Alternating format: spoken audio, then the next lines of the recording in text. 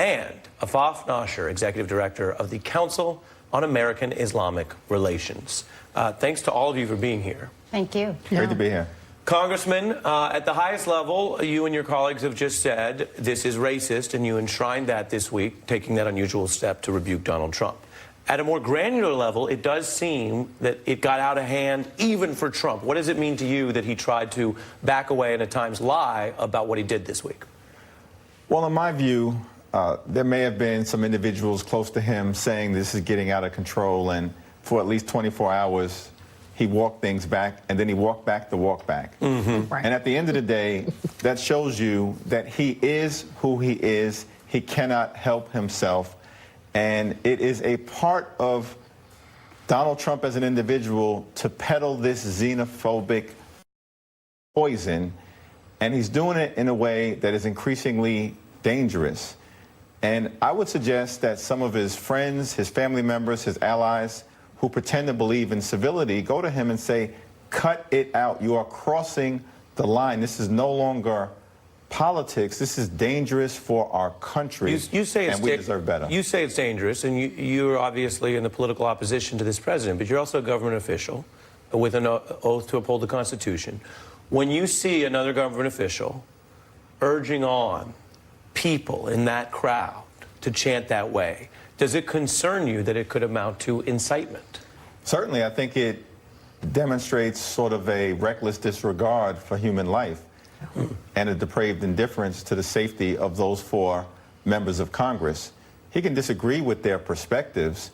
He should not be jeopardizing their safety and well-being in a country, one, where we have far too many guns, more than 300 million circulating throughout the country, and we know that there are some sick individuals, and we've seen some sick incidents, both in terms of targeting Democrats, Gabby Giffords, as well as Republicans in the context of the congressional baseball shooting a few years ago. So this is not even a partisan Understood. issue. Yeah. This is an issue about decency, civility, and the well-being of public servants, and that's why we have been saying that we have to ensure at the highest levels that our four congresswomen who have been targeted viciously by him are protected, and we uplift their right to express their own views. Understood.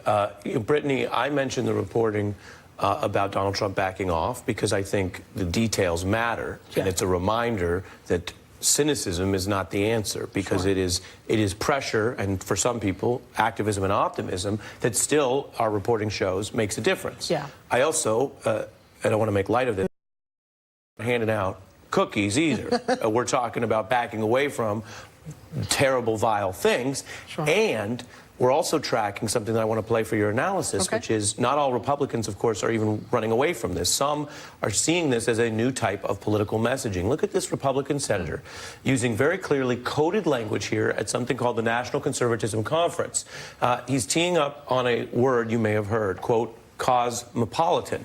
Now, technically, the definition refers to diversity, so it's already pretty clear what he's saying, and many people feel that it is an attack on certain groups. Take a look.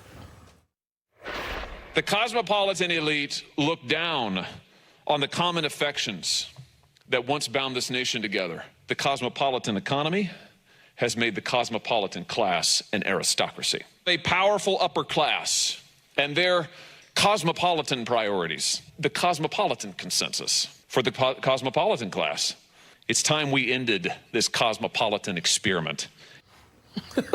That is an experiment in using the wrong words and not understanding that words actually mean things.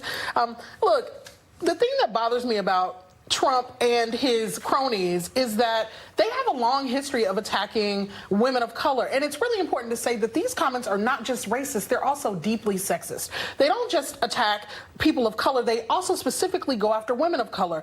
And so we need to take the long view. This is Trump's attack on journalist April Ryan, it's his attacks on Maxine Waters, it's even the way that he is locking up these babies and their parents at the border because he sees women of color as the people who reproduce all of these folks that are keeping him from making America white again. So there is a real visceral reason why he has such a hatred for women of color. And our job is not to play nice with this. It is to call it out at every level. It's not to give him any credit when he backtracks, because the other thing that Donald Trump, he He is a gaslighter. Gaslighters are people who provoke you, who do harm to you, and then tell you that you were just imagining it. So this is what they're doing on Fox News. They're saying, even though we said send her back, that's not really what we meant. You know, so it's like the abusive boyfriend who says mean things to you and then says, that's the way you took it. That's not the way I meant it. You know, I didn't know you would bring this up, but we do have some receipts from Fox News for what you're talking That's about, right. which is it's everyone else's fault but the person who wrote the words Yes. that the people chanted. Take a look. Yes. They took his words and they turned it into something he didn't mean. If I were a subversive opponent of the president, I think I would embed myself at a rally and get people to start chanting stuff like that. He wasn't the one that was chanting it. The crowd themselves started chanting this, and it wasn't the whole crowd. It was a couple of people right there in the front. But he didn't say it. He did say it. He wrote it and distributed it to millions of people, and then they got it chanted back at him, Afaf. Yes, time and time again, and we've seen this president's words reverberating through his entire choir, his entire base. And let's not mince our words here today. Words do have consequences, and we see it. We see studies that say every time there's a Trump rally in a particular county, hate crimes go up by over 226%. We see it here in New York, where a mother will be outside at a local Target or a shopping center, and somebody will come up to her and reiterate his exact words, go back home. We see it even from the FBI reports that tell us that hate crimes are up more than they've ever been in a decade. And if you don't want to believe our own government, if you don't want to believe those that are reporting these crimes, then why don't we believe the words of the killers themselves? The guy that went into New Zealand and killed 51 innocent people while they were worshiping cited Donald Trump. In Charlottesville, it was a love with Donald Trump.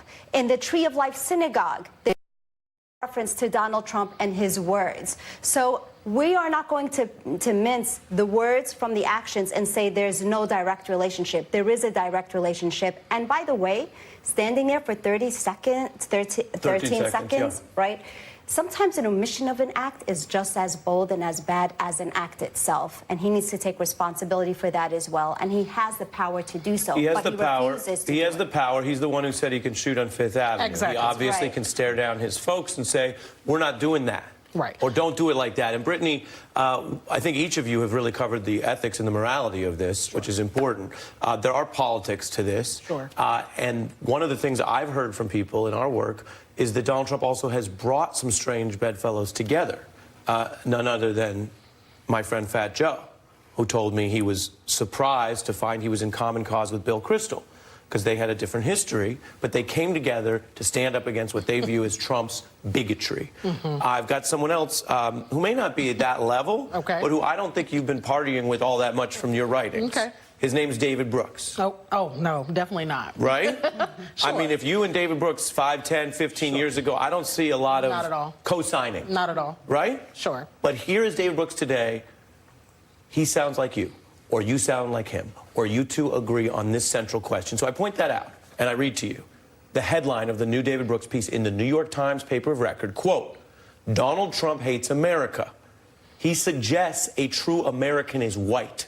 Trump's national story is closer to the Russian national story than it is toward our own. Sure. And he goes on to take a 2x4 to what he calls this hatred of everything that is good about America. Well, look, let me get on my Fat Joe and say, lean back and welcome David Brooks to the party. He sounds like me. He sounds like us, our crew. We've been saying this. And part of what has to happen on the Republican is they have to recognize that Donald Trump is their reckoning with decades of rhetoric that has been anti-immigrant, that has been anti-people of color. It has been more subtle. It has been more civil. And the reason that Donald Trump is now horrifying them is because he says every terrible thing, and he says it really explicitly. Do I think he's a more extreme version of the Republican Party? Sure. But do I think he's a logical extension if someone vocalizes the dog whistles they've been engaged in? It's literally the difference between a person who says cosmopolitan and a person who says send her back, but they're talking about the exact same thing.